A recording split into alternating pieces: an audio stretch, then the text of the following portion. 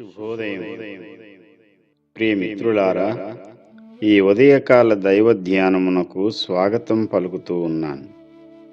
దేవుని పరిశుద్ధ వాక్య భాగములో నుండి నిర్గమకాండము 3వ అధ్యాయము 6వ వచనాన్ని చదువుకుని దేవుని వాక్యాన్ని ధ్యానము చేద్దాం.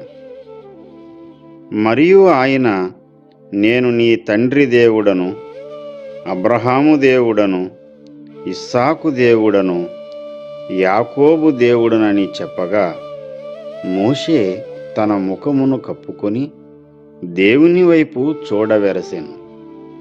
దేవుడి పరిశుద్ధ వాక్య భాగమును మన వినికిడిలో ఆశీర్వదించునుగాక. ఆమేన్. ప్రియమిత్రులారా, హోరేబులో మోషేకి దేవుడు తన్ను తాను పరిచయం చేసుకుంటున్న సందర్భం ఇది.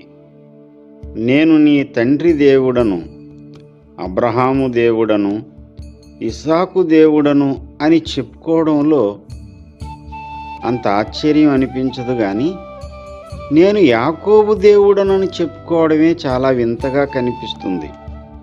ఎందుకు అంటే, యాకోబు అనే పేరుకు మోసగాడు అని అర్థం.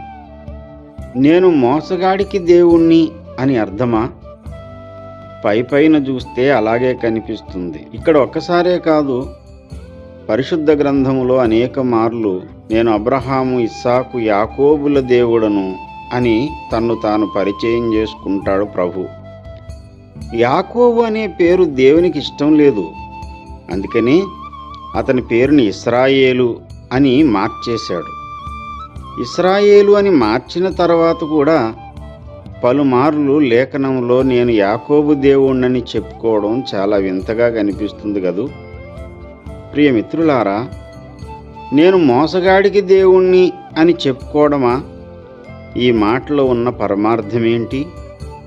ఒకసారి తరిచి చూసి ఆలోచిస్తే మనకు కనిపించే సత్యమేంటి అంటే, యాకోబు, యాసావులు కవల పిల్లలుగా తన తల్లి గర్భములోనే పోట్లాడుకున్నారు. దేనికోసం పోట్లాడుకున్నారో లేఖనంలో వ్రాయబడలేదు, కానీ నేను జ్యేష్ఠుణ్ణి కావాలి అనే కోరిక యాకోబులో కనిపిస్తుంది. యాసావు ఆకలి వేళ, నేను చచ్చిపోయేలా ఉన్నాను, తమ్ముడా నీ ఆహారాన్ని నాకు పెట్టవా అని అడిగితే, మొట్టమొదటిగా తన నోట నుండి వచ్చిన మాట, జ్యేష్ఠత్వాన్ని నాకు ఇచ్చేస్తావా అని జ్యేష్ఠత్వాన్ని అడుగుతాడు యాకోబు. అంటే యాకోబు తల్లి గర్భములో నుండే ఈ జ్యేష్ఠత్వం కొరకే పోరాడి ఉంటాడు. అందుకనే అతని హృదయం నిండా అవకాశాలన్నీ చేజారిపోయిన వేళ కూడా జ్యేష్ఠుణ్ణి కావాలనే తృష్ణ చావలేదు. ఏ రీతిగానైనా నేను జ్యేష్ఠుణ్ణి కావాలి, దేవుడిచ్చే ఆ జ్యేష్ఠత్వం అనే ఉన్నత ఆశీర్వాదము నా సొంతం కావాలి అని అహర్నిశలా ప్రయత్నించిన వాడు యాకోబు. దేవుడిచ్చిన ఆ ఉన్నత ఆశీర్వాదాన్ని యాసావు తృణీకరించాడు, యాకోబు కోరుకున్నాడు. ప్రియమిత్రులారా, అవకాశాలు ఉన్నంతసేపు ఎవరైనా ఎదురు చూడగలుగుతారు. అవకాశాలన్నీ చేజారిపోయిన వేళ, ఆశీర్వాదం అనేది అంధని ద్రాక్షగా మారిపోయిన వేళ కూడా యాకోబులో విశ్వాసము, నిరీక్షణ సన్నగిల్లిపోలేదు. ఏనాటికైనా నేను జ్యేష్ఠుణ్ణి కావాలి అనే తృష్ణ మాత్రం చావలేదు. వాస్తవానికి పుట్టేసిన తర్వాత ఇంక జ్యేష్ఠుడు ఎలా కాగలుగుతాడు? తనలో ఉన్న ఆ ఆశా కోరిక నెరవేర్చుకోవడానికైనా తన ప్రయత్నం ఆపలేదు. అద్భుతం జరిగింది. క్రీస్తునాథుని వంశావళిలో యాసావు యొక్క పేరే లేకుండా పోయింది. యాకోబు యొక్క పేరు వచ్చి వంశావళిలో చేరింది.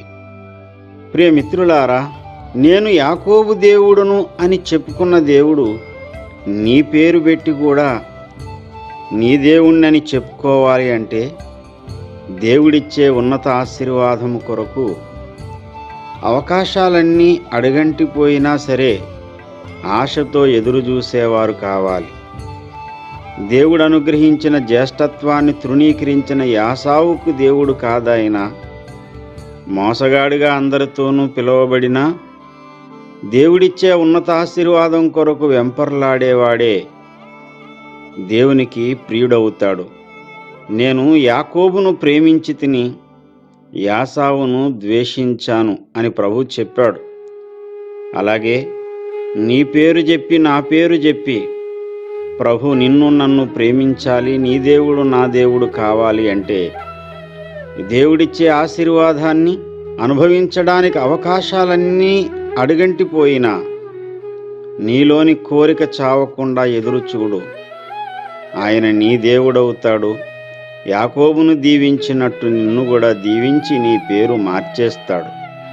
అట్టి కృప దేవుడు అనుగ్రహించునుగాక. ఆమేన్.